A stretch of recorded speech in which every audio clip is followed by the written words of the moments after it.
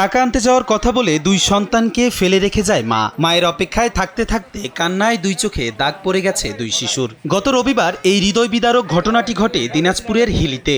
ঘটনার দিন সকালে জিমি ও জান্নাতি নামের ওই শিশুদের রাস্তায় ফেলে রেখে যায় তাদের মা। কয়েক ঘন্টা অপেক্ষা করলেও মা আর ফিরে আসেনি। পরে স্থানীয়রা পুলিশে খবর দিলে তাদের উদ্ধার করে হেফাজতে নেয় হাকিমপুর থানা পুলিশ।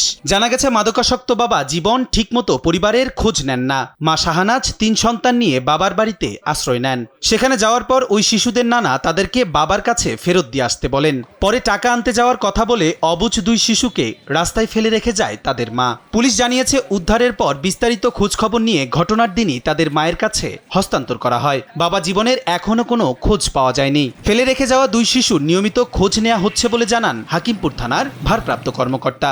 বাবার নাম জীবন, সে একটু নেশাগ্রস্ত ব্যক্তি, কাজ কাম ঠিক মতো করে না, পরিবারের ভাবে তারা অসচ্ছল। এই নিয়ে তার মা আর তার বাবা ঝগড়াঝাটি হয় প্রায় সময়।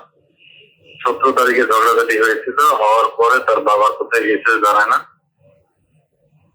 তার মা যে শাহানাজ, এখানে অপেক্ষা করার পর এই দুই বেবি সহ তার আরেকটা 4 মাসের একটা বাচ্চা আছে, নাম হলো সাকিব, তাকে নিয়ে তার বাবার বাড়িতে যায়। তো বাবার বাড়ির অবস্থা তেমন ভালো না। তার দোকান বলতে, ঠিক আছে তুই চলে আসছিস, ঠিক আছে তোর বাচ্চা নিয়ে আসছিস কেন? জীবনের বাচ্চা জীবনের কাছে দিয়ে যায়। তখন উনি তার বাবার বাড়ি থেকে গতকাল এসে বাচ্চাদের এখানে রেখে বলতে যে তোমরা এটা থাকো, আমি টাকা নিয়ে আসি, এই কথা বলে চলে যায়। পার হয়ে গেলে যখন আসে না, তখন কান্নাকাটি করলে তাদেরকে সংবাদ দিতে আমরা তাদেরকে নিয়ে আসি। খোঁজ খবর করে তারপরে ওনার যে নানু বাড়ি, যেখানে তারা মা আছে, ওখানে গিয়ে তার মামা আলী এবং তার নানি আরজিনা নাম, তার মা সহ স্থানীয় লোকজনে ভর্তি হয়েছে।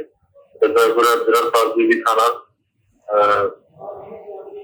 বগুড়া বটতলী নামক জায়গায়, ঠিক আছে, এখানে গিয়ে আমরা তাদেরকে। আচ্ছা আচ্ছা, তারপরে হস্তান্তরের বিষয়টি তো হয়েছে অলরেডি মনে হয়।